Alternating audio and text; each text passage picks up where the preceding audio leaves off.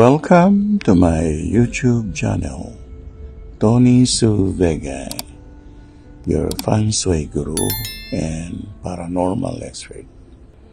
Today is Wednesday, August 14, 2024, and it's the day of the dog. Best color, lavender.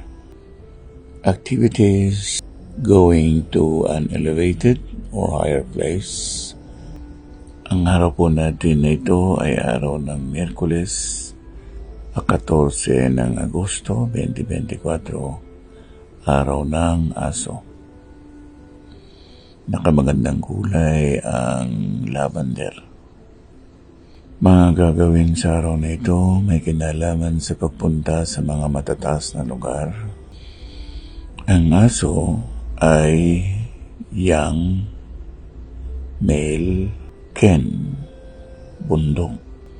At ang kulay nito ay violet. Medyo matapang lang ang violet, kaya lavender ang pinipili natin. Sa araw nito, maganda rin ang magsuot ng amethyst, ng fluorite,